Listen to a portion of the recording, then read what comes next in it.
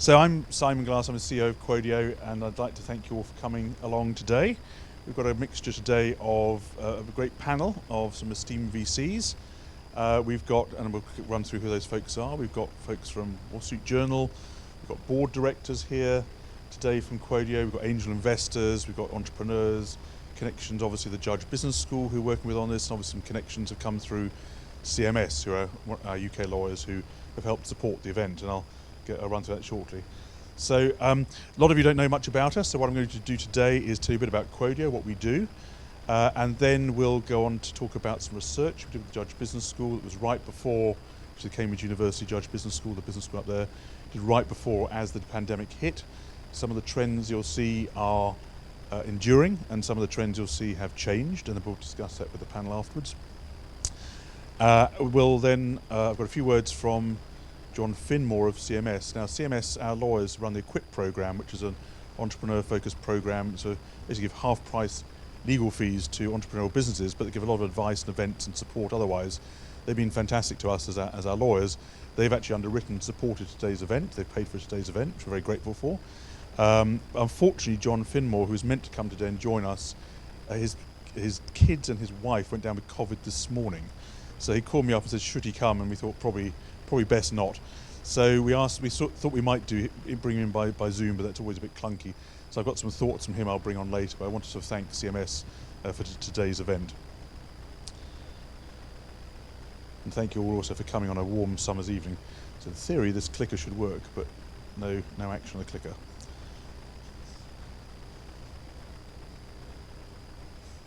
There we go. Okay, that's the running order. Oops, go back here. Right, now it's running.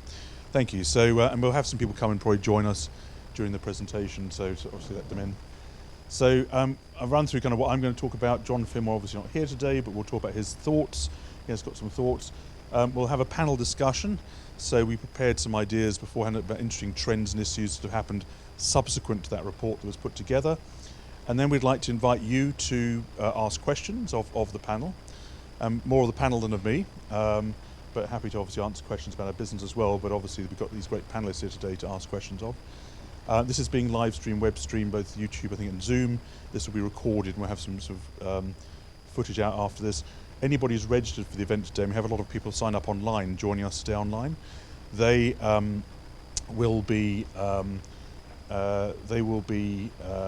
sort of also receiving, as will you, a copy of the report that we're talking about today and a copy of the presentation, and also a special discount coupon which everybody here today can use if they want to sign up to Quodio as an entrepreneur.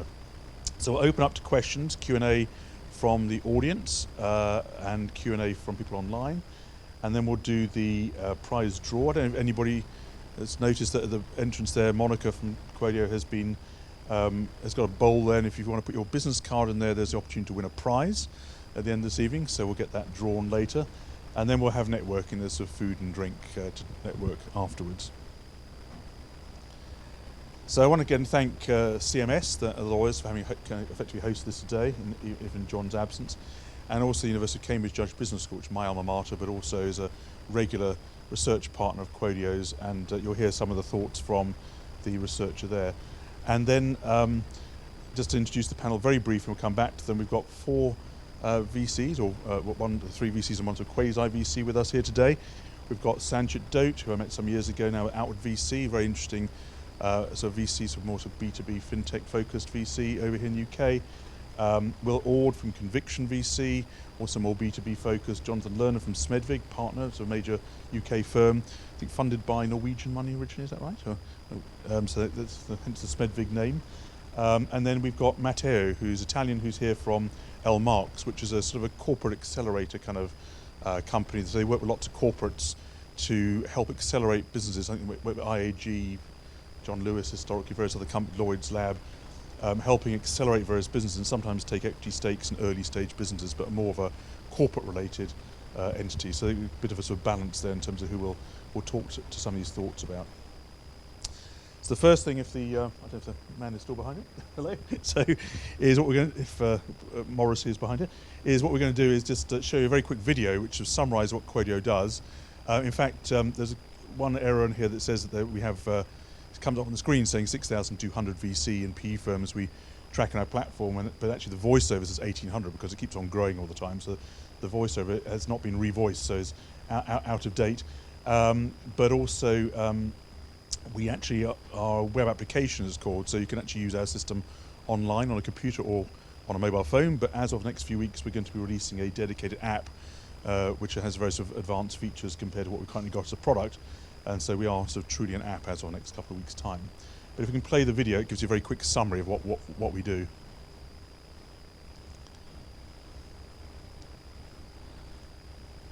Did you realise the average entrepreneur and investor relationship lasts longer than most marriages? So you want to make sure you find the right match. Just like in love, there's a perfect match for entrepreneurs and investors. Quodio automatically matches entrepreneurs with best fit investors, saving you time and money kissing frogs. Revolutionising the way entrepreneurs and investors match and get funding, businesses of all sizes can set up a profile in just 5 minutes and gain access to a world of opportunities for just $9.95 a month. And for a little more, Quodio's concierge service can help you improve your profile so you attract the right investor even faster. Whether a startup or an established business looking to evolve, Quodio connects you with opportunities far beyond your own traditional network. Always on the hunt, Quodio instantly notifies you when your preferred match is found. No long courting process or middleman required. Quodio helps you confidently connect directly with best fit investors worldwide, giving you access to more than 1,800 leading venture and private equity firms, pre-vetted by 30 of the world's top business schools. Quodio matches you with the right funding, fast.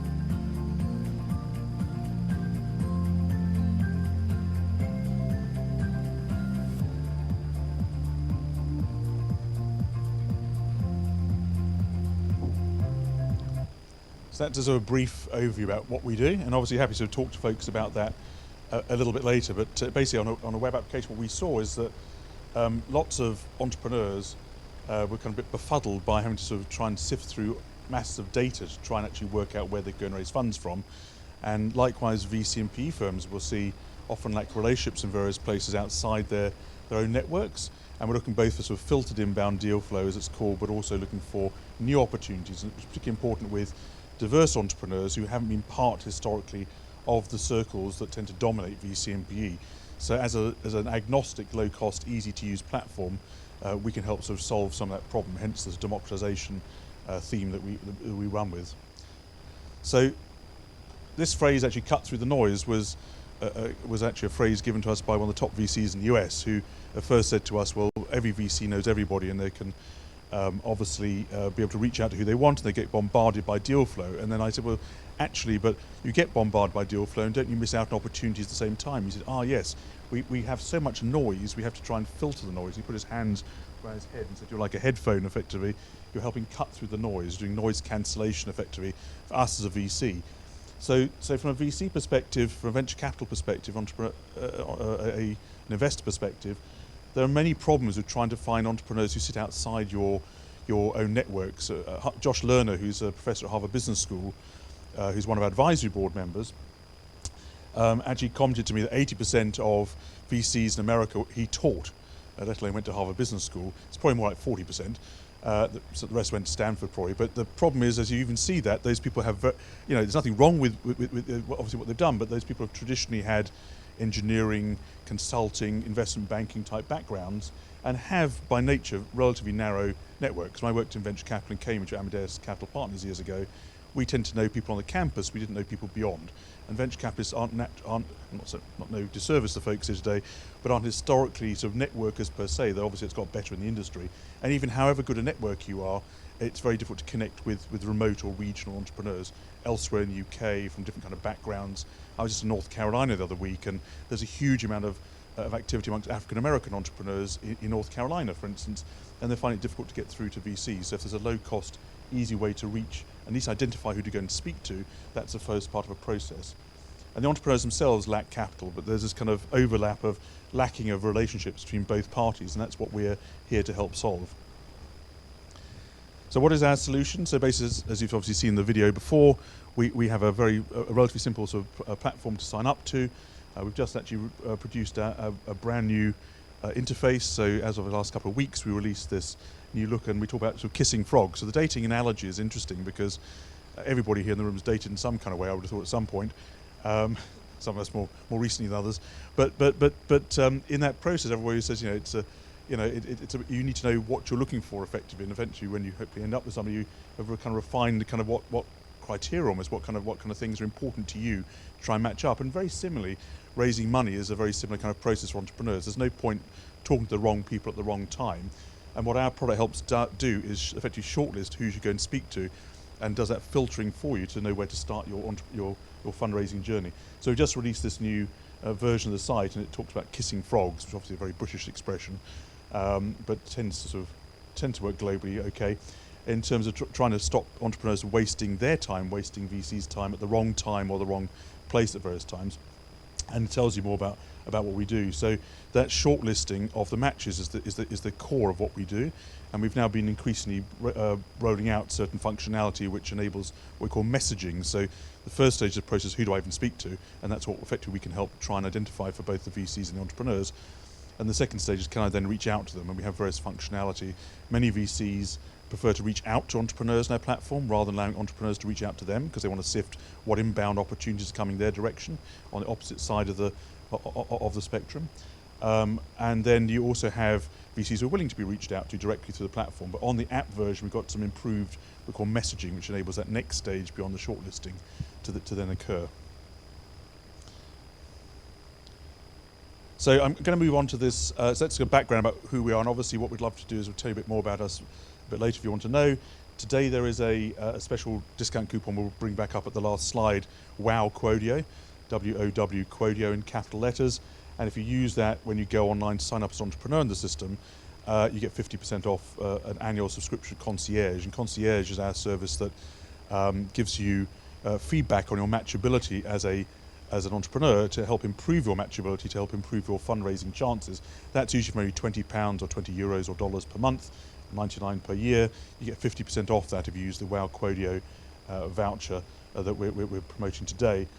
People who are at business schools, so some of the folks here from the Judge Business School connection, we give business school partners who work with, give their students and staff free access to our platform to onboard them. So we'll let those folks know directly what their code is to get in for free.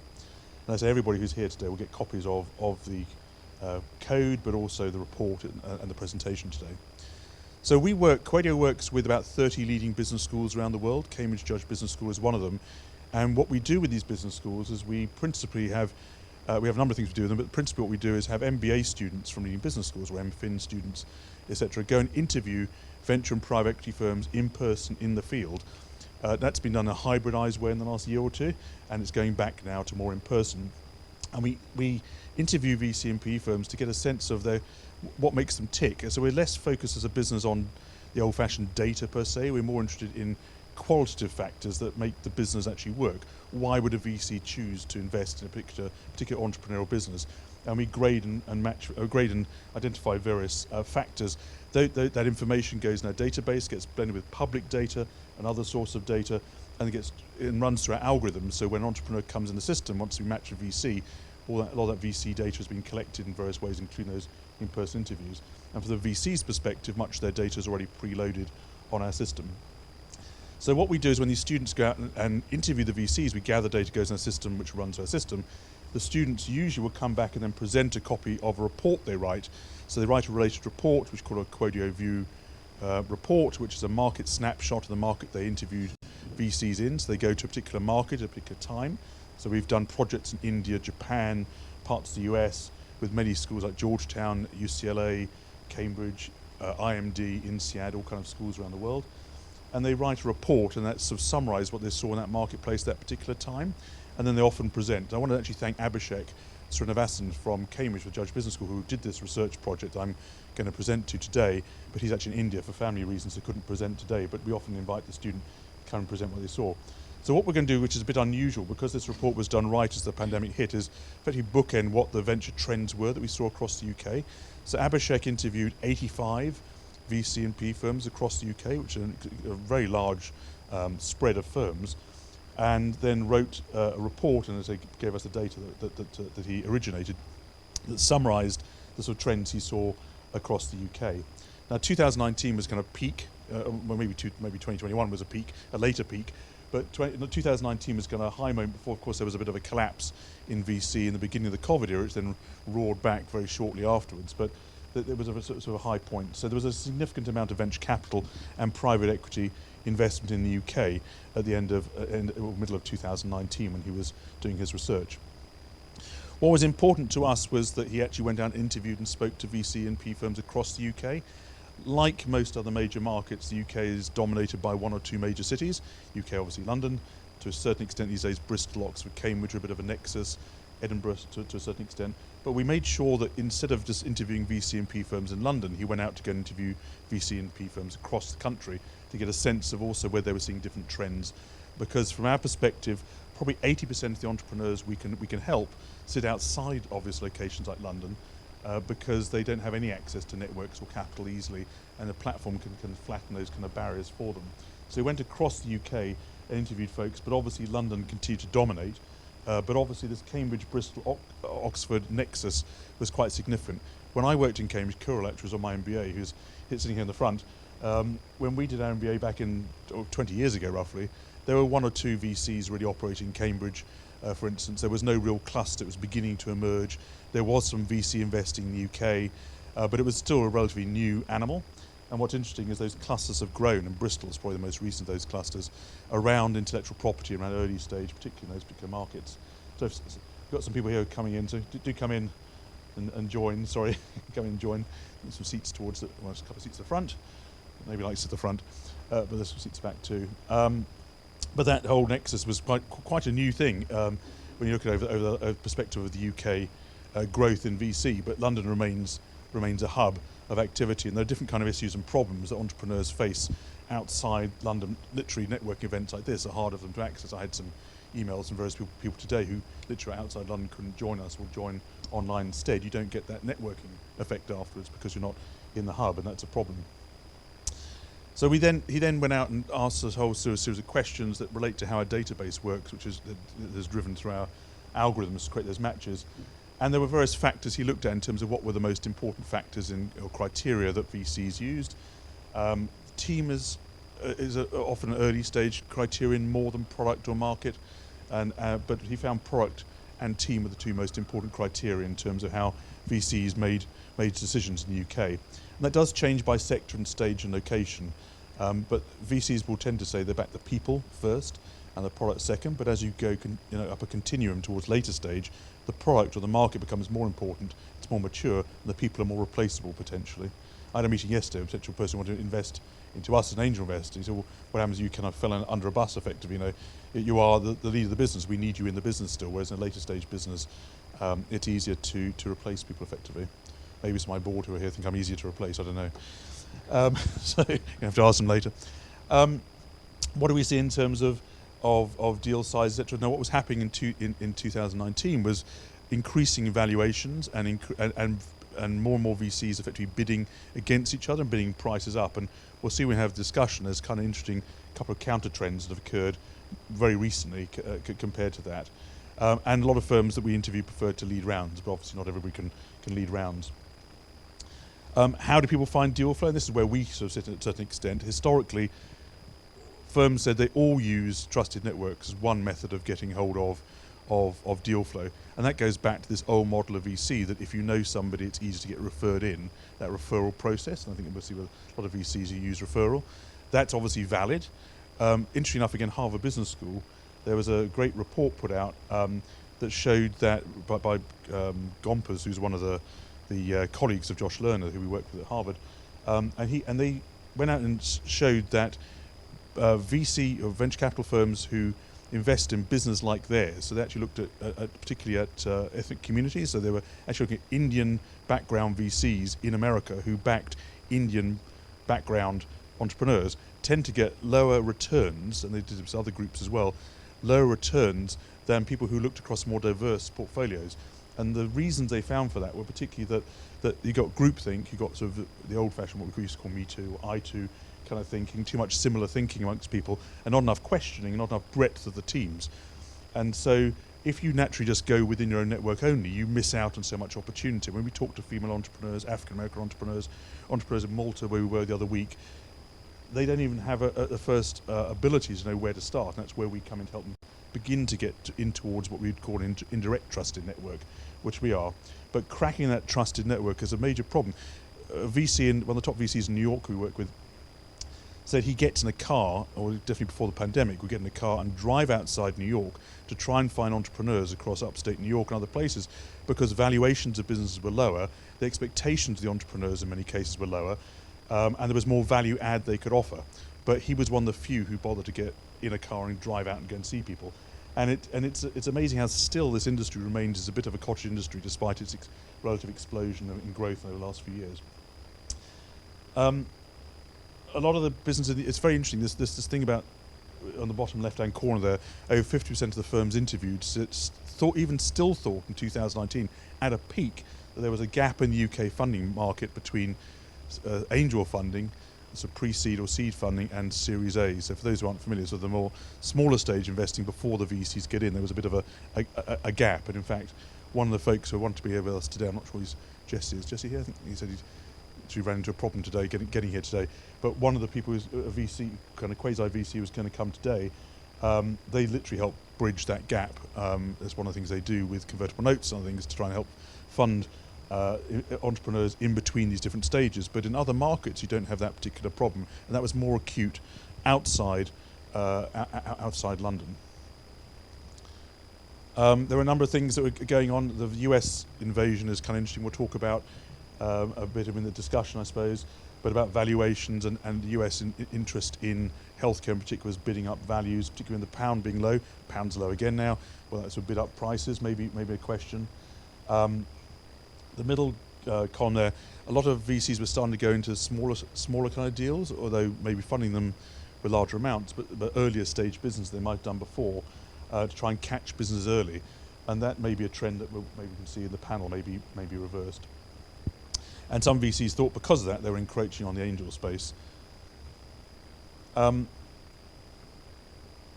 So again, you've got this issue within VC. One of the things we find interesting enough is that entrepreneurs tend to think if a VC is invested in a business like yours, they're going back yours. And I used to have this a lot when I was at Amadeus. We had these conversations with folks where we'd find, in fact, that if a business was too similar to one you already backed, you won't back it. You have what's called a keiretsu, more of a kind of a complementary business type of investment process. So there were some interesting trends that came out. You'll see the report that we'll talk about that issue about whether how close the businesses should be amongst each other that you're going to go and back. And then there were some hot sectors identified, some seats at the front, but maybe nobody wants at the front, all too frightened. So there's some of these trends, some of these sectors have continued to grow through the last couple of years. Some have ebbed a bit, we'll see. And the interesting question is going to be failure rate. So the acceptance of failure within portfolios, the newer the VC funds were, the fewer failures they had, and obviously there were fewer failures when funding was more prevalent. So the question is going to be what happens now as things get a bit tougher, and that may be something we may be able to discuss with the panel as well. So sorry, the line has gone straight to the middle there, but the mean was, at the time, was 12%, which is very low failure rate for VCs compared to historically. And there's different definitions of failure within VC, whether a business grows enough and gets closed down, or whether it literally fails. I just want to turn to a couple of bits of insights about what happened then during the pandemic, and then we'll sort of get close to the discussion process with a few thoughts from John Finmore. He's got me here for us as well. So we work with lots of these universities around the world. Boston University in Boston is one of our partners, and they went out and interviewed VCs a couple of times, including very recently. If you go on our blog and our events page, you'll be able to see a video from an event we did on April the 7th with Boston University, where we went out and interviewed further VCs in the Boston market, and that's a market that's focused on healthcare, fintech, and services. And healthcare, I think BioNTech is based there, one of the founders of the vaccines for COVID. But they went out and interviewed a bunch of VCs about a range of things, but also picked up a number of anecdotal tips, which kind of relate a bit to where we're at now, although we're probably more of a hybridized world. So everything was kind of being done in networking things beforehand, then it sort of closed down to the Zoom world, and we've become more of a hybrid model effectively as an industry. Interesting enough, at the beginning of the COVID period, deal flow collapsed, and then it kind of came back, and it roared back roared back a lot in the US with the IPO market, and obviously the IPOs of DoorDash and Airbnb and those kind of business in the US drove that huge growth. You had the rise of SPACs, these alternative ways of raising funds, which came up. They've probably gone away a bit now. They probably won't come back for the moment, but that was a different way of raising money. Valuations initially took a hit in that process, but they've come back obviously. The deal closing process. So I was at a conference in North Carolina the other week, and VCs, I know some of the panelists here may disagree, but VCs there were saying they were working 24/7 in the US to close deals and to work on deals and get deals through so they didn't miss out on deals.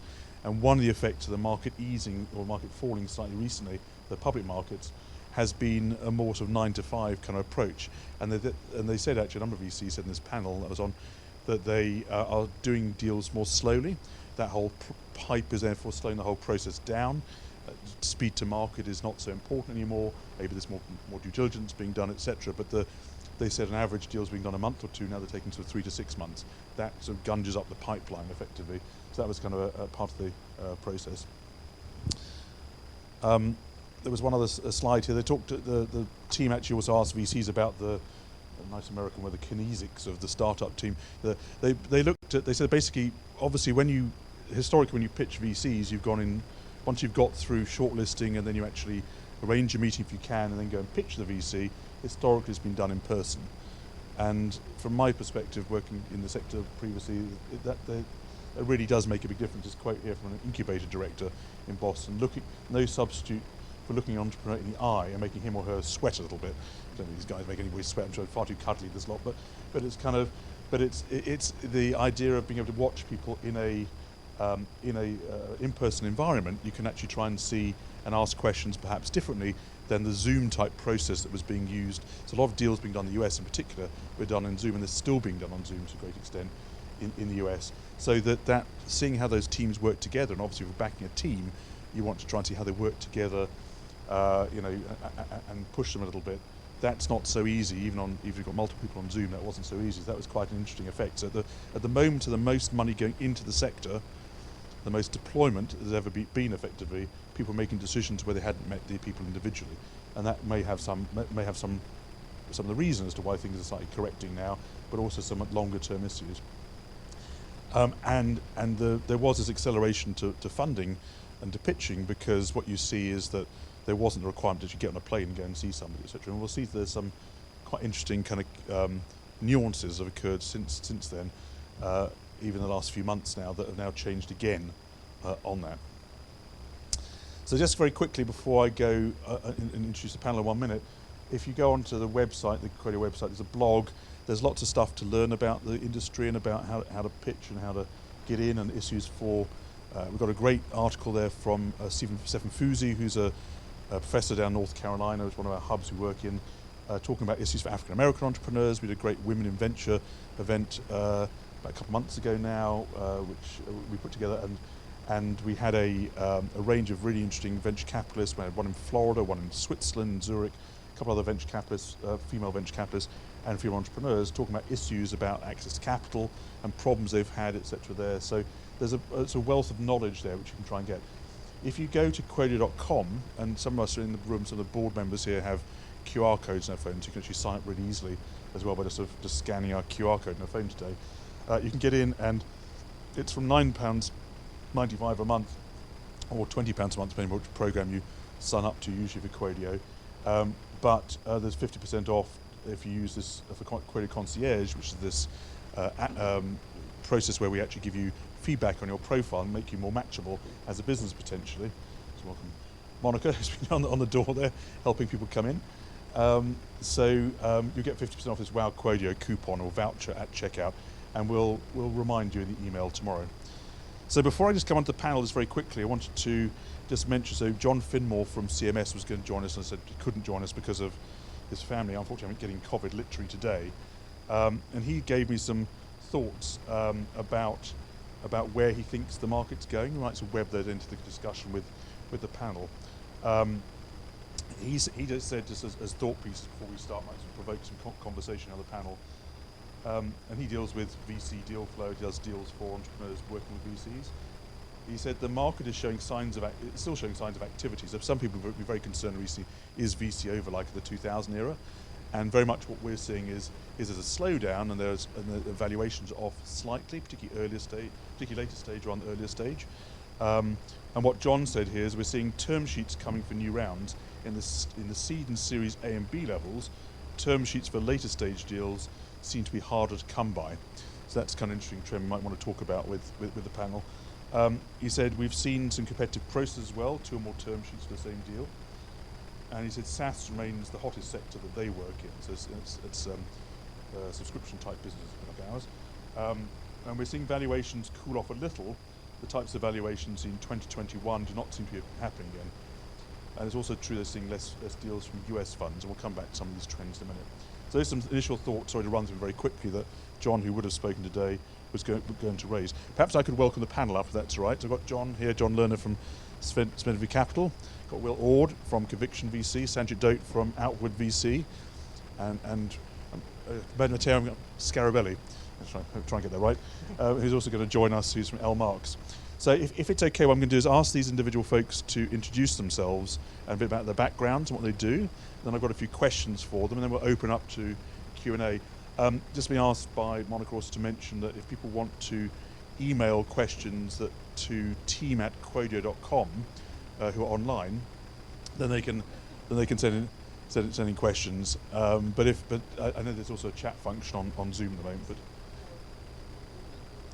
I know. We did try to diversify a bit there, but actually it's interesting because people have very diverse backgrounds, despite all being, it's not quite the same kind of backgrounds in terms of where folks come from. So hopefully they could try and explain. But I know we did try to find a woman VC for the panel, which is a problem because there are obviously fewer women in VC in the industry still, and so when we asked a number of people, nobody was available for today, proportionately. Right. 2 to 3%. 2.3. Yeah, so there's a problem on both the number of women in the industry, as you can see here, and there's also and other communities, like in America, there's a lack of African American VCs. Yeah, it's a much smaller percentage. Yeah, that's right. So and then obviously now it's not always true to say. Interesting enough, before we go to the panel, then another interesting question. So when we interviewed venture capitalists in Silicon Valley and women entrepreneurs, a lot of women entrepreneurs didn't want to work with female VCs. And we asked why, and the interesting thing was many female entrepreneurs said that the women who were in VC didn't necessarily kind of have the understanding or empathy for the businesses that they were running or their lifestyles they were trying to work with. And so they actually preferred often to work with male VCs rather than female, which is completely not what we expected. So some quite anti-intuitive things when you kind of, so I think that, there are some funds in the US, for instance, when we just did work with Boston University, there are funds that were specifically African American entrepreneurs that run in many cases by African Americans, but not always. But it wasn't always just the obvious case just because somebody was African American, unless you back in African American business, they may back in other business. And my old boss at the VC used to say, she's a female boss at VC, I won't name her just on the record, but she said I just back the best entrepreneurs, whoever they are. And she's more recently become to be much more open about trying to back women entrepreneurs as well. But that's quite a recent change, I think, in terms of how one of the most prominent female VCs in Europe views how to look at deal flow. One of the things we look on our platform is the background of the business and whether there's a match there in some kind of way. But thank you for that. So may I just introduce, we'll start with I was going to start with John, sorry, in the end there, and we'll go along the line. Apparently you have to press the red button. That's right. And maybe John can explain a bit about your background, your firm, and kind of sectors you do, and I'll ask some questions to the panel once we're finished with all the intros. Hey, John Lerner, I'm a partner at Smedley Capital. I've been there about 15 years now. The fund's been going about 25 years. We're backing B2B businesses, mostly SaaS, Series A and Series B across the UK, the Nordics, the Netherlands. So, Will, part of the team at Conviction VC, we're also a B2B SaaS focused fund, investing late seed, Series A, and all across Europe, though practically to date that's translated more as Northern Europe. I think we've only got one investment in the southern half of the continent so far, and been investing in the VC space for about 10 years now. Hi, I'm Sanchit. I'm with Outward VC. So we're a fintech-focused fund focused on seed and Series A. That's where we make our entry investments. I've been with the fund since we started back in 2017. So we're sort of we're near the end of our investment period for the current fund. We have a few slots open for maybe another 3 or 4 companies before we start investing from the next fund next year. And yeah, we invest in the UK and also in the Nordics as of now in terms of portfolio, but we're looking across Europe as well. Just worth noting, so I said fintech, that's super broad in terms of our definition. So it's really anyone selling into financial services or wanting to embed financial products into their offering. Matteo from Elmarks. We run corporate accelerators, and the reason we're here, we also angel vehicle, super angel vehicle, to be honest. So Elmarks come from Mr. Marks, so it was a serial entrepreneur turned angel investors, and we've done over 40 investments globally, mainly B2B, pre-seed and seed, and globally. So first investment was in Australia, the last one is in India. So we go very early. So, but not through the accelerator. We don't take equity. We do actually direct investments in the startups if we want to invest. There's a bit of an array of folks here. So I'm going to ask a few questions, and then afterwards we'll open it to Q&A from the audience, if that's okay. So we had a sort of prep call last Friday, and we had a sort of bit of a chat about some of the trends and issues we're seeing coming through. So my first question about regions, Will, you said you had one investment, not picking you, you said you had one investment in Southern Europe, and we were in Malta the other week and doing an event like this for Maltese entrepreneurs, and there's a relatively small VC market there. So when we spoke, we talked about I suppose 2 things, one of which was the Europe to UK connection, if that's changed in the last few years, and what the nature of the entrepreneurs might be that's changed from Europe. Maybe start with Will and go to some other members. Sure, happy to comment on that. I suppose kind of particularly on the post-Brexit Europe to UK, there are some funds, not us, who have, in particular EIF or other European institutions as investors, where they now have requirements to invest a certain percentage of the fund in Europe. I've heard kind of other VCs say they need to deploy 2/3 into Europe. If they also want to deploy some into the US or into Israel, then it starts to squeeze on how much they can deploy into the UK as a fund. From our point of view, we're a relatively small team. We can't be present in every hub or outside of every hub physically in person all the time. So the team's based out of London. We obviously have a strong network here. We can turn up to in-person events and meet entrepreneurs in person. We have to supplement that with either referrals from other VCs or investors that we get to know in Germany or the Nordics or other countries, or just direct outreach or direct inbound, which is usually data-driven, to try and find entrepreneurs in other places. But when you look at the stats for where unicorns are created in Europe, there's a lot of unicorns coming out of the UK and Germany and France. There's plenty of unicorns coming out of absolutely everywhere else across the continent as well. There's no monopoly on the creation of good companies in the capital cities. Mm-hmm. And what about, maybe to ask other members of the panel, so when we spoke the other day, there was discussion that it used to be that a lot of entrepreneurs would come here and just be entrepreneurial and start up with an idea later, and now it's more, it sounds like they're more fully baked opportunities. Maybe Matteo, first of all? Yeah, as kind of, it's okay with the mic? As a European, I've seen lots of funds investing. I lost that. So I can give you my microphone if you want. That's fine. So yeah, it's not working. But anyway, European is now more in EU anyway. So yeah, so many European countries started with funds of funds, so to basically activate more early stage investments locally. So while 5 years ago many entrepreneurs from Spain, Portugal, Italy, wherever, were simply flying here, setting up an LTD and just try to raise angel investments straight away, now is a bit easier locally, but I think that's still a good deal for the UK investment scene, because historically UK funding market is more specialized Series A later stage. So as Simon was anticipating, so we get more kind of baked deals off-bake deals with a local market validation in another country, but so probably a bit smaller deal flow but higher quality. So this is what we've seen over the years as an evolution. Okay. And Sancho or John, if you want to comment at all?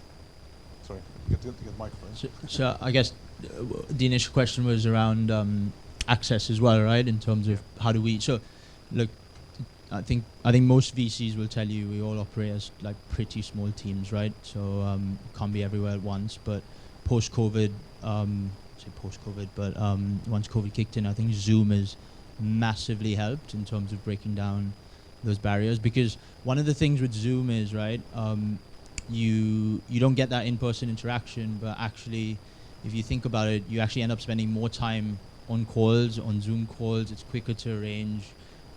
You actually spend more time speaking to the person on the other side of that Zoom call, and that just helps break down some of those barriers in terms of like particularly regional access. So we've seen the proportion of our deal flow go up in terms of what we're seeing vis-a-vis versus London, but it's not purely because of that, but that's definitely a sort of contributing factor. And then obviously the other trend is people setting up remote first companies as well. There are a few success stories out there. I think that knowledge is now filtered down to entrepreneurs on the benefits of that as well. So again, we're less bothered about where the business started, but sort of where it's going in direction of travel. And perhaps John, if you want to add to that, and maybe perhaps a little bit about the access to capital, because obviously it's a theme for us in terms of how we can all help. And obviously our platform, in our view, is a way of collapsing down some barriers, but how we can all help to make it more easy for entrepreneurs who haven't historically had access to this funding mechanism to get access to that, particularly from across Europe, from regions, as well as diverse communities. Yeah, of course, I think I'd echo what other people have said. I think it is easier than it's ever been to talk to VCs, because I think first meetings are typically via Zoom, which made it much easier for people in remote locations to be able to have those first meetings with VCs.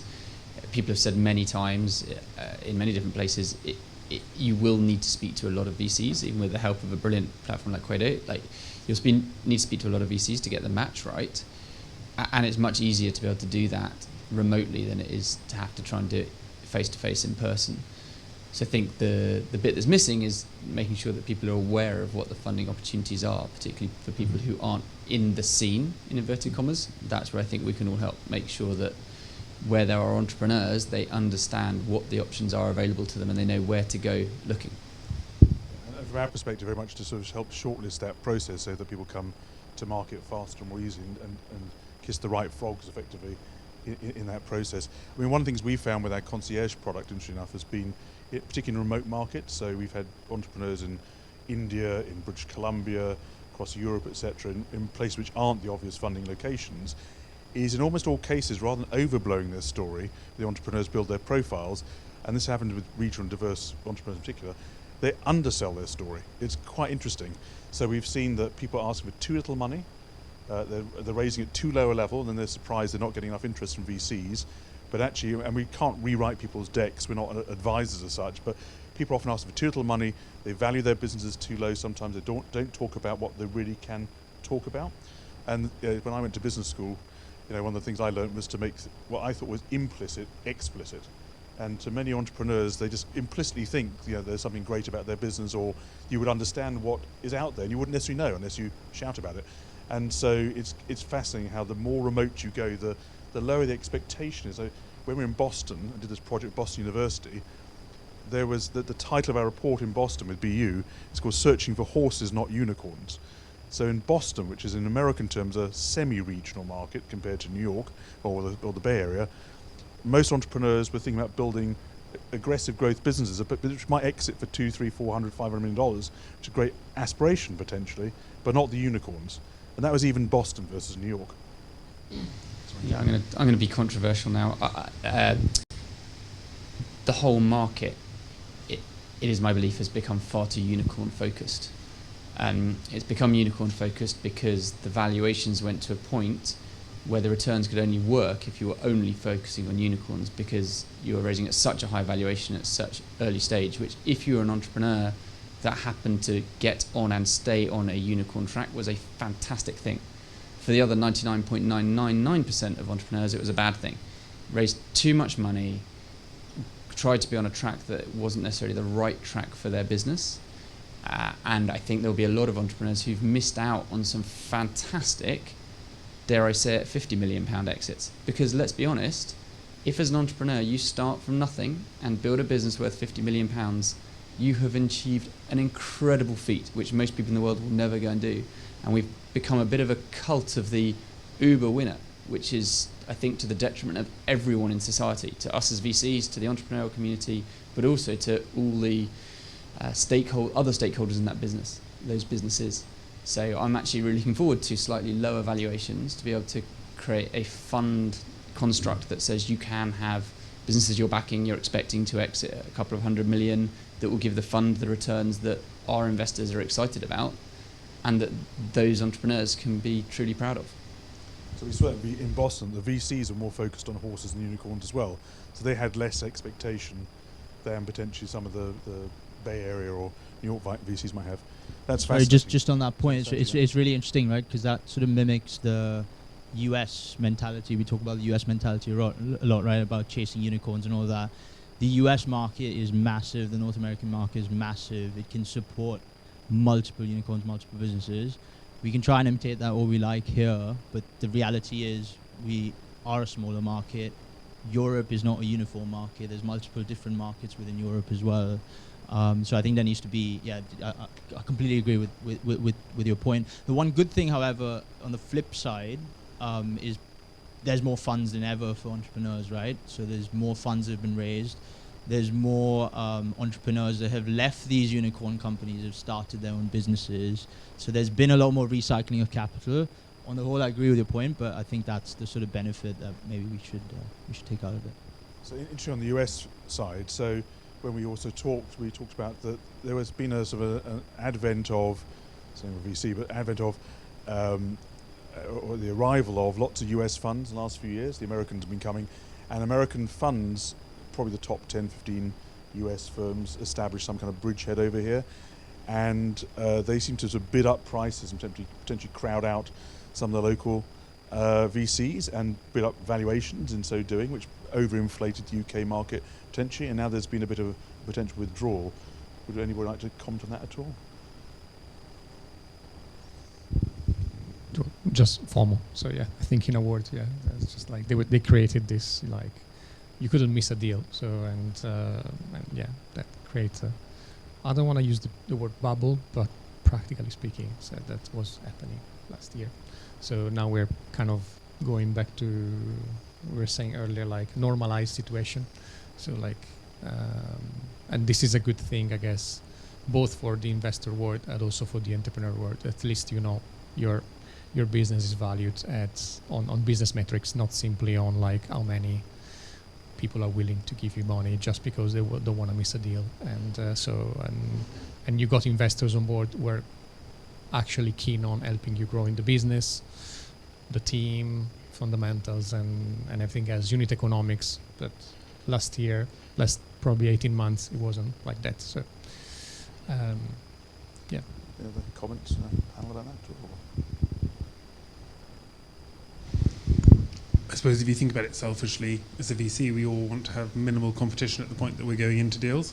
We want to get in on the most favourable terms, and then we want to turn around and help those entrepreneurs to raise super competitive, highly valued rounds afterwards. Now, I totally get what John's saying. On the other hand, sorry? No, I'm just wondering, like, are you like going somewhere beyond that unicorn kind of context? Are you trying to, like, are you serving actually the market, like underserved? Are you serving the market with your capital? Like, are you trying to deploy capital into some underserved like sectors, this maximal income? Or are you still into this unicorn?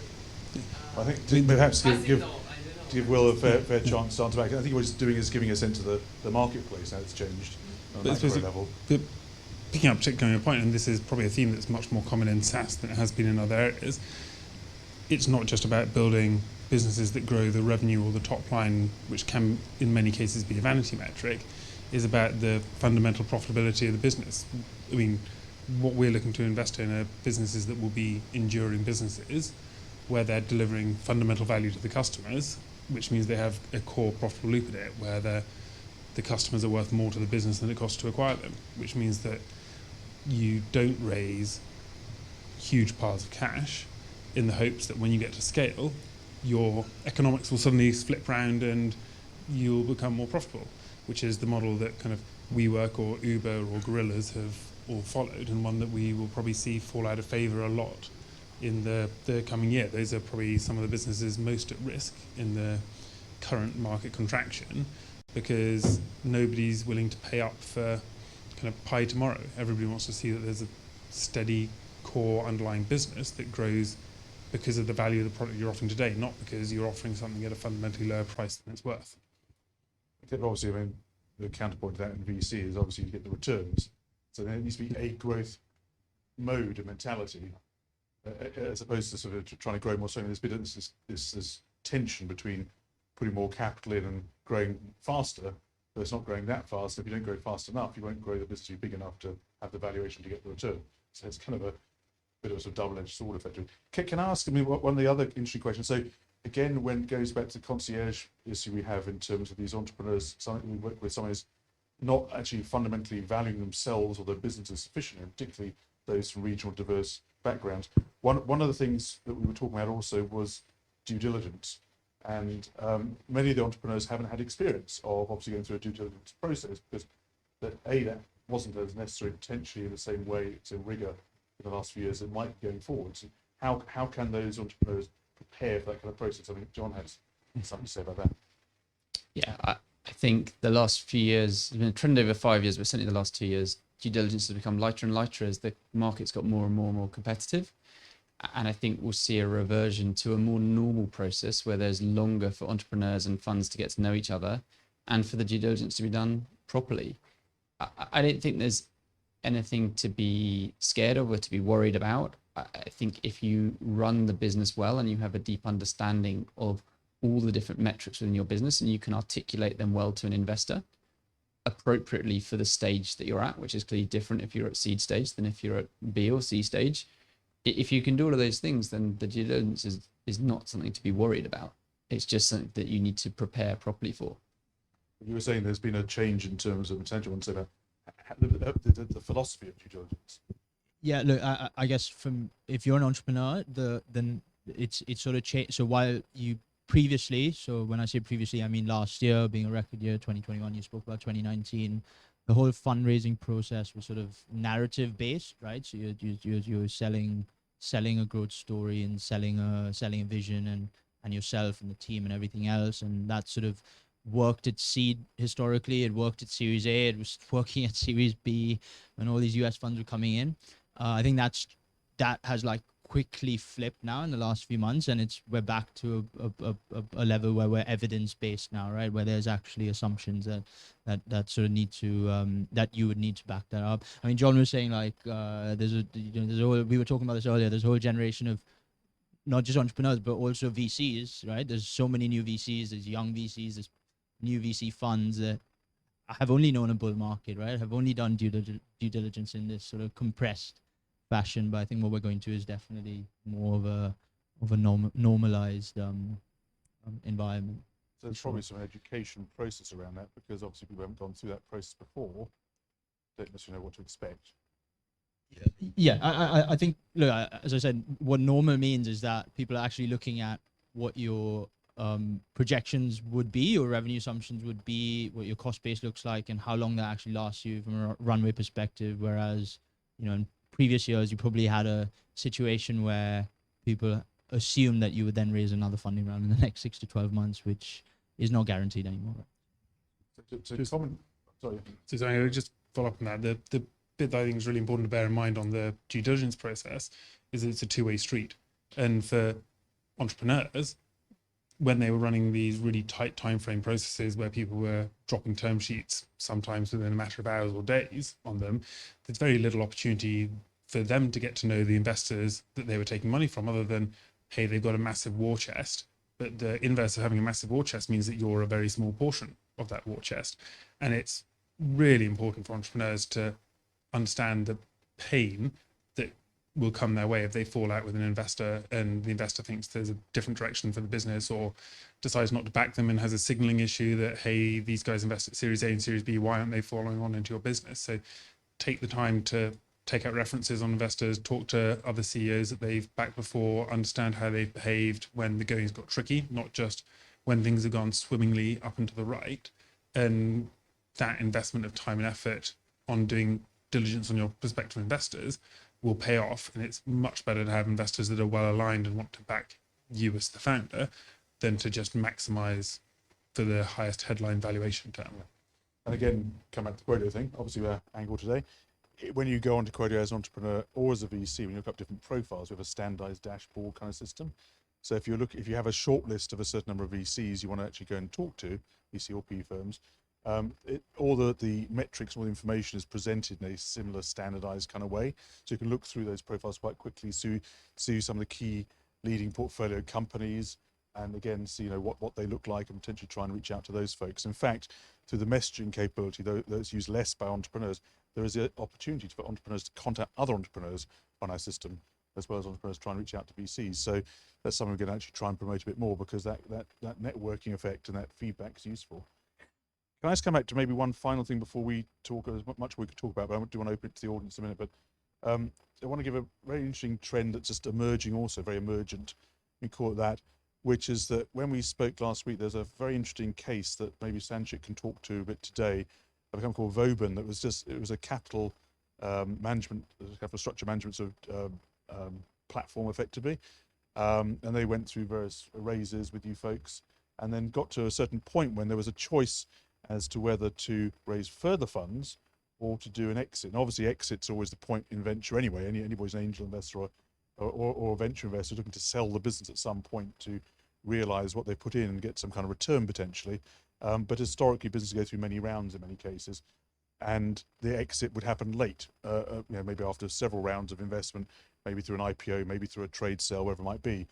All of a sudden, there may be the emergence, it looks like, of earlier in the process, trade sales to a trade acquirer instead of future venture rounds. And you've got an example you may want to talk to about that, and then we'll open it to the public, because that's a new trend we've just seen emerging recently.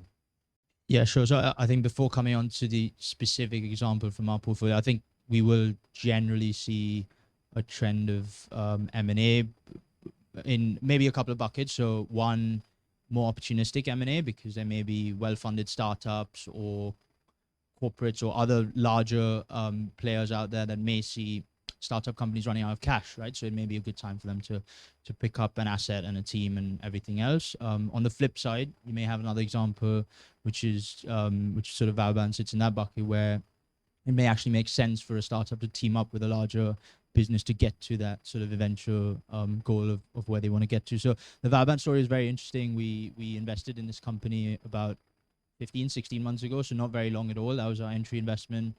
They were on a roadshow with investors a few months ago. They actually had a couple of term sheets from a couple of sort of Series B investors, and at the same time, Carter, who's a big sort of US VC-backed player, very large balance sheet, sort of came in, and that's when the discussion started. And I think the thought process there was Vauban have a very, very big mission. The team there is like, have this ambition of building a huge business. And the question they had to ask themselves at that point was, okay, we're at a point in the market where do they raise multiple rounds of funding, actually get diluted as founders, us get diluted as investors along the way, and reach that end point and sort of build things where they will inevitably run into competition, or would it make sense to partner up with this big player that will instantly sort of give them scale on their existing products?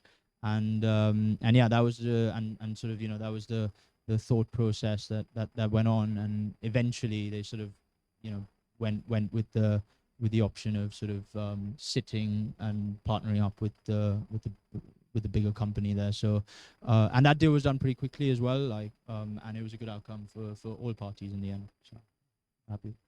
Thank you, Sanchit. John wants to say something. So I think there'll be another category of there'll be some overfunding in sectors where multiple competitors have been funded, and there will be more and more of them merging together. I think we'll see that the money won't be available for them all to follow on. Maybe there didn't need to be that many businesses funded in a sector. Sometimes there won't be a clear winner. You saw it with Crowdcube and Seeders trying to, they're both done very successful businesses, neither had got to the point where they originally wanted to get to in terms of, I guess, getting the VC returns they'd hoped for. And so they tried to merge. Actually, that's a sort of a slight tale of woe for the UK, because the two European leading businesses both have to be based out of the UK. Could have been one single European leading business, and the Competition and Markets Authority decided that was a bad idea somehow. And so they blocked that merger, even though you've got two businesses with circa 5 million of revenue each, give or take. It's a slightly crazy thing for them to get involved in, and a bit of overreach from my perspective. And that will mean that the UK doesn't have a really large force in that space, which it could have done. It'll have two slightly smaller, weaker forces that will find it more difficult to get over the hurdles they've got, which is, given the UK has led the way in that market, in the crowdfunding market, it's a shame. Counterpoint. So if it's okay now, what we'll do is open up the floor. I know Monica sent me some, my colleague here sent me some texts with some questions coming from online, but I just wanted to first of all give the opportunity to thank the panelists, but we're not finished yet. We're going to get some questions to you. There is food and drink for after this. I'm keeping an eye on the time.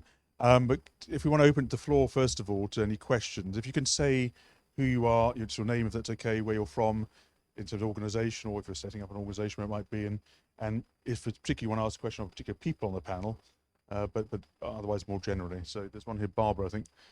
You want to stand up perhaps, maybe, if it's okay, if it's stand up and say who you are, and should be a microphone, or you want to, no spares? Borrow mine. Yeah. Hi everyone, I'm Barbara. I'm a founder of Remote Bob. We are revolutionizing how entrepreneurs are collaborating with virtual assistants. And I did my executive MBA. So far, I was bootstrapping business, consulting about go-to-market strategy. And now we reached the point where we are going to fundraise for the first time. And it's actually after a long time that I'm doing something new. So we got approached by one big brand, by one angel investor, and by one VC. And now, as you mentioned, it's similar like dating. So for last couple of months, I've been like thinking like one person is bringing a bit more of mentorship, one person is bringing a bit more like due diligence that will help us in later rounds. So I'm kind of thinking too long. So I want to hear what's your perspective. Like, should I just go for it and make a decision and do something fast, or should I just take my time and try to find the perfect fit?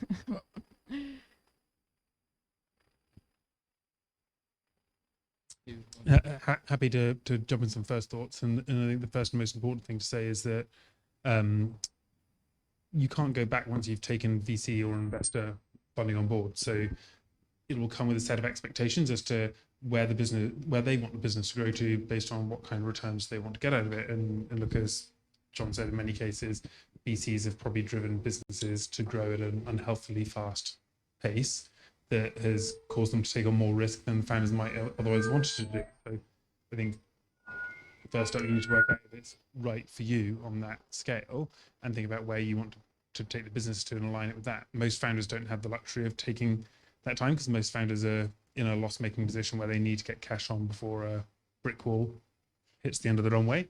But if you've got the luxury of time, kind of, if you're not comfortable it's the right investor, there are many, many fish in the sea. So talk to other people as well. One of the things we do on our platform, is that we grade the matches on the system. Now, it's based upon the data we have on the entrepreneurs and the VCs on the other side. So it's not perfect, and so we're getting there. But the idea is trying to work out who the best fit might be for you. And it's, again, very similar to dating analogy. So, and it might be as your business changes, that fit might change. So if you're raising more money, you might be in the VC space. Raising less money might be in the angel space. Could effectively be the same business. It just might be progressed in a different kind of way or different kind of stage. So that, it's useful to try and focus on who you should speak to at that time. Or you can work collaboratively between angels and VCs in many cases, or set up in different stages. Does anybody else in the panel want to answer? Too frightened of the mic, the exploding mics? Just a very simple rule of thumb. I mean, if you're happy to meet this person on a quarterly basis for the next couple of years, that's usually a good indicator. So like if the sensation is already like, yeah, ish, I mean, good skills, good something, but I wouldn't be happy. I don't think they will support me in good and bad times.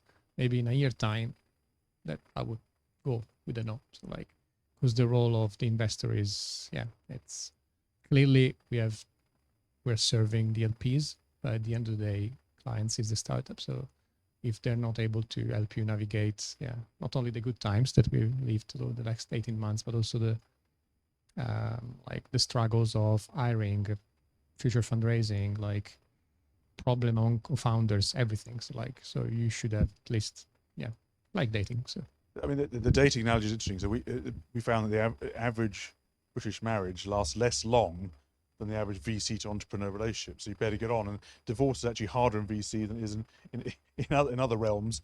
So you need to try and work out who you're trying to work with, and also the chemistry between those people and the chemistry going forward. So, you know, sometimes there might be angels who haven't got on with certain VCs, or, you know, or there may be some sort of other sort of track record. So you need to try and do your due diligence on the investor. That's how we try and help you also, not only with the grading, but also looking at standardized dashboards to understand who the people are you're looking at and what kind of business they've backed before, and is there a match.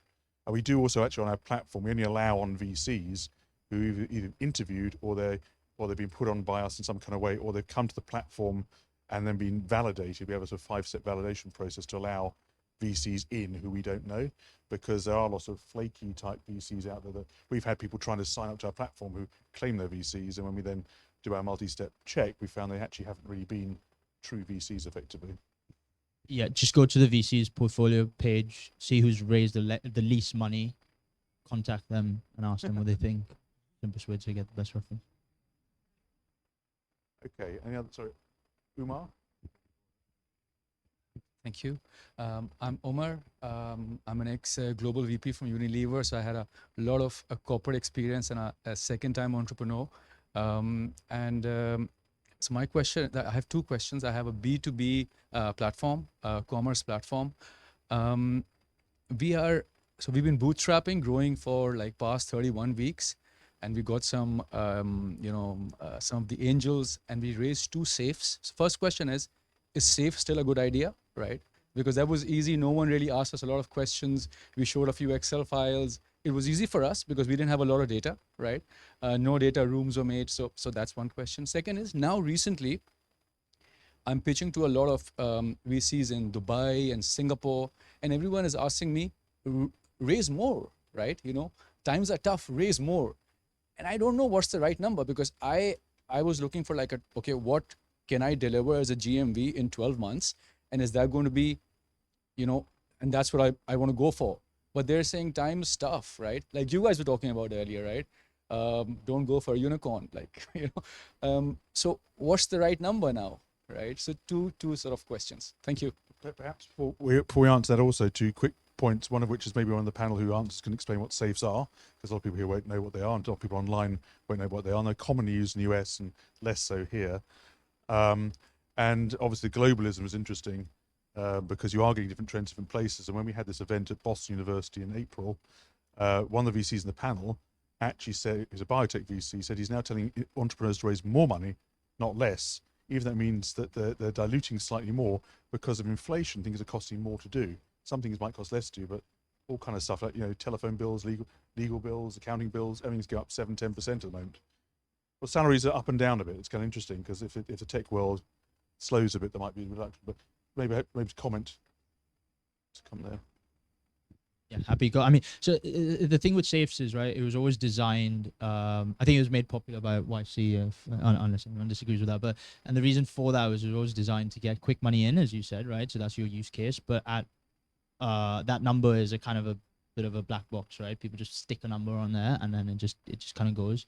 In the current market, I think yes, it would be my inclination in terms of it's still a good way to get money in because people still understand it. It's universally, it's universally understood. It can appeal to investors from wherever, right?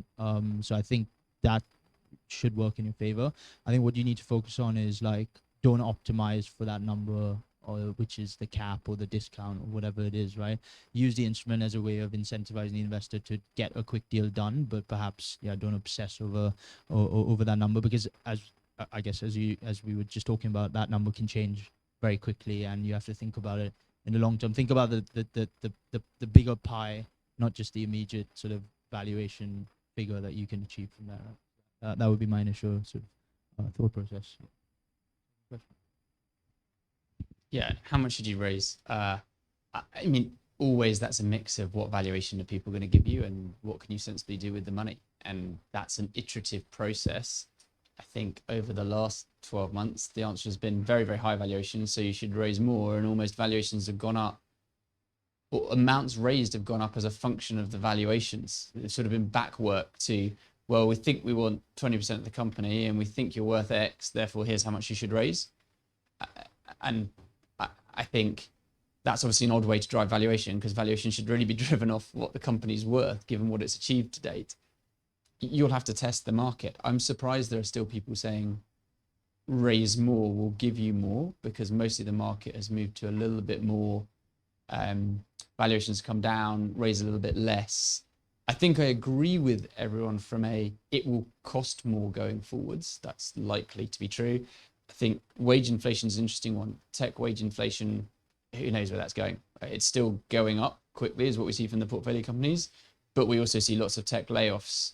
So at some point, it feels like that market will normalize. There is so much money gone into the tech ecosystem from VCs and from corporates. I haven't seen any good data on what the net of all that is, the layoffs versus the new jobs being created from the billions of VC dollars that are going in. So it will take a while before that really comes through. And my guess is the tech recruitment market is going to stay tight for a while. So yeah, I think you just need to sit down and work out I think what I normally say on how much to raise is, are there some real pivot points that you can pick up in your plan, and what gets you comfortably to the next pivot point and past it, that's going to increase the value, that means you can then move on to the next. Or can you get to break even? If you can get to break even on this raise, then that's always the place to be.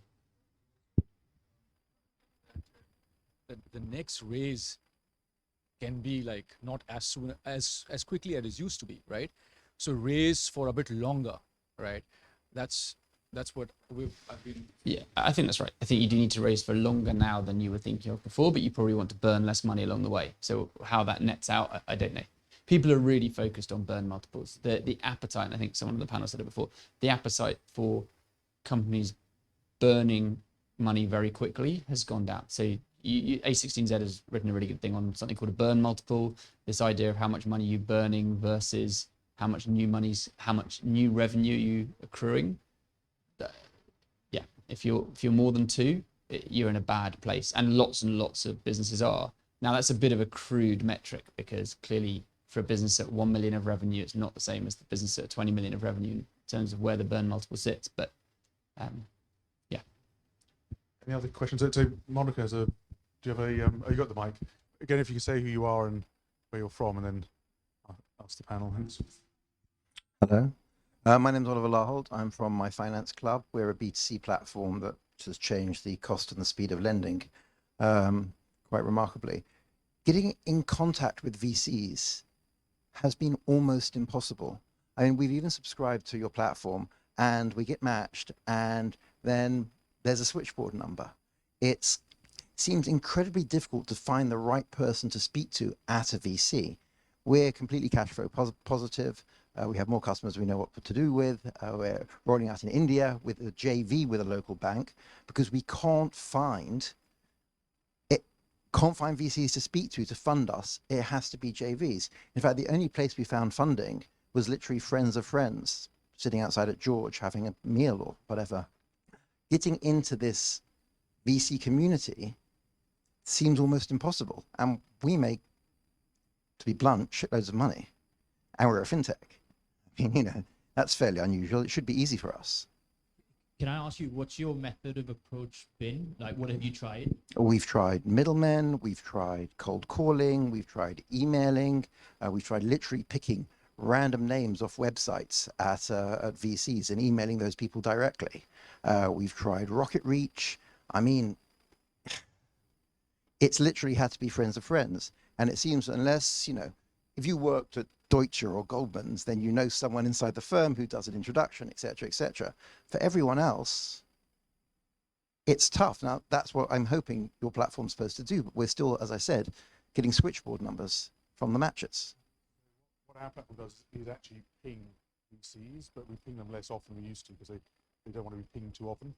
So we ping them with matches, and then some of the VCs in the platform enable contact to be made by the entrepreneur to them, and then it's up to the VC if they wish to take that up or not, because we want to try and not bombard them with too much noise, because they want too much noise in the system. One of the things we're doing is messaging tool is making it a bit easier to make that connection work, but VCs certainly don't like emails coming from over the transom as such. Sorry, John wants to say something.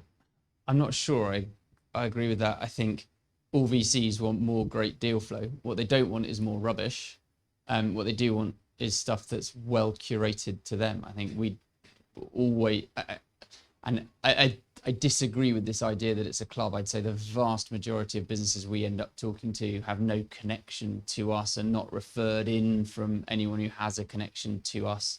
Obviously there are some, but most of them are just, they're either people we've reached outbound to because we've seen some impressive stats about their business, or they've reached outbound to us because they're interested. So I think I'd probably, if you're not getting any response at all, I think, very happy to have a chat, but I suspect that maybe either the selection of the VCs or the messaging that's getting across to them is not landing well. And I think our industry is very guilty of not replying to everyone. We try and reply to everyone. It is not always possible.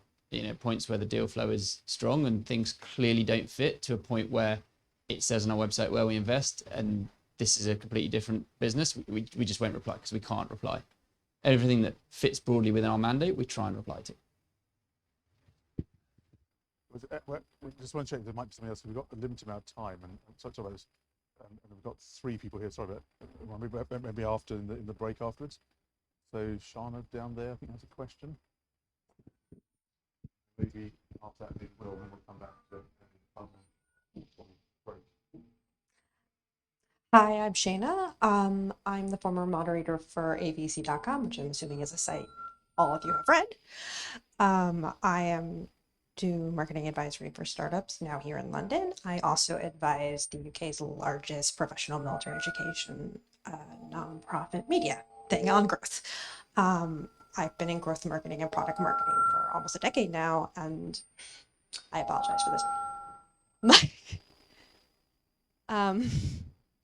One of the things that's been discussed very heavily in the field is how there's been the normalization of metrics for SaaS companies. And with that has come the creation of a debt market of taking loans out on your future revenue. How is this changing the fundraising market? And how is this also changing, from my perspective, ad spend?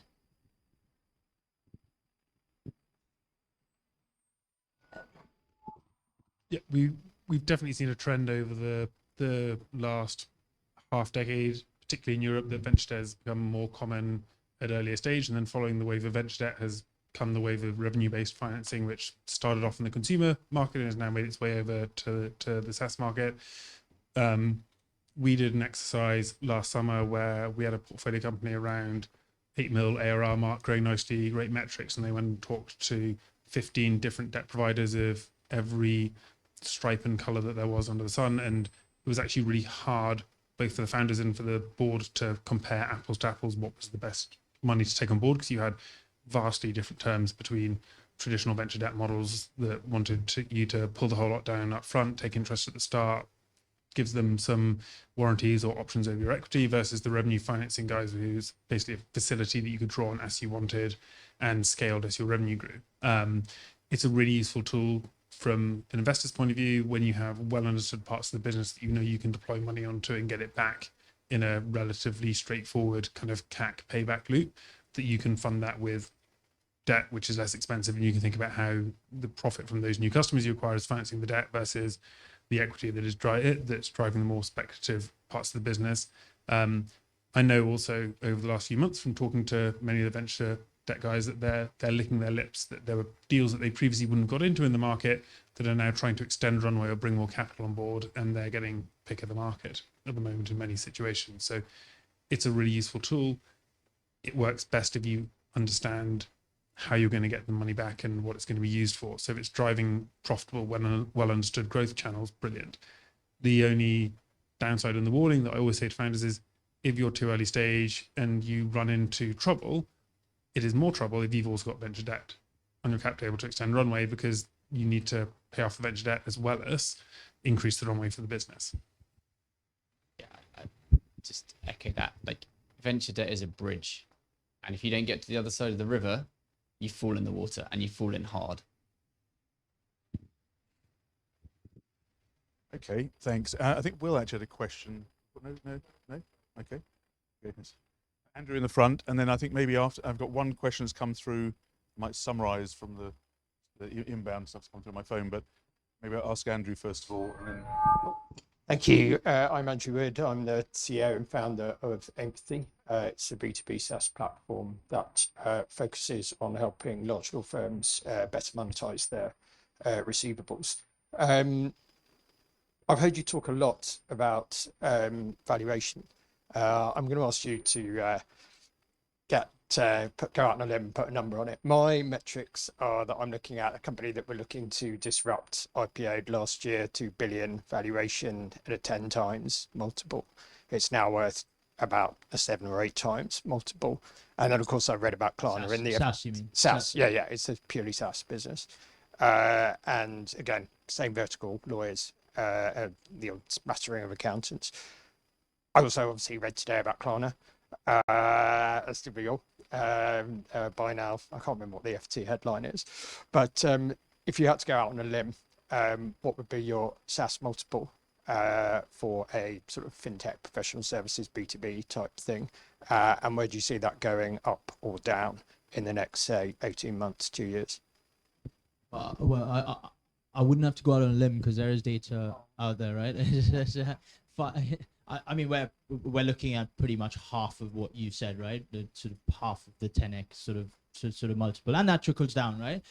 It's not going to be exactly proportional at seed stage, right? Because when you value businesses at the later stage, you are doing it as a multiple. At seed, I don't know what stage are you at? Are you at seed or? Okay, fine. So. Okay, so for early financing rounds, anyways, your valuation is usually a function of the level of funding you want to take, and sort of ballpark dilution figure, right? Which I guess would sit anywhere between 15 to 25%. 15 in a good market, in a hot competitive market. Maybe in a market like today, you're probably looking more like 20-25% type dilution. So that's how I would think about it. It's very, very hard to directly talk about revenue multiples at an early financing round. But half that. That's what I would say.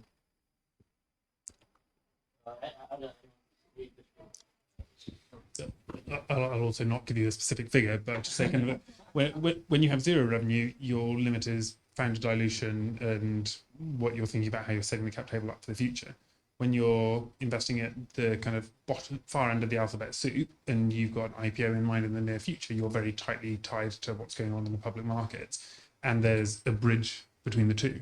So you'll typically see seed or even Series A deals get done at multiples that aren't directly connected to the public markets. But then if you're much higher revenue multiple early days, you're going to have to bring that multiple down to get back in line with public markets over time.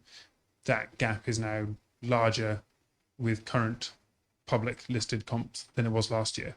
So there's going to need to be more, you're going to need to pull that valuation down further and faster if you've raised at higher valuations in the early rounds. One last thought, unpopular as this will be, revenue multiples don't mean anything. And that's what the industry is learning again, and it will learn it again and again in every cycle. People pay for profit. Revenue multiples are just a future indication of some profit you might make in the future. And so what people actually care about is how much money you're making and how quickly is that growing. And that's what people will ultimately pay for. Doesn't mean people won't value stuff on revenue multiples. They absolutely will.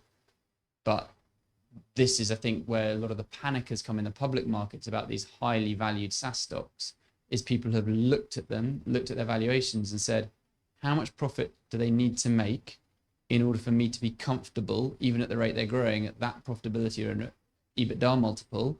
And they've gone, ooh, that's a long time away. And that's why the valuations have come down. Because in a rising interest rate environment, that's far more relevant. So I think that's what people will be focusing on a lot.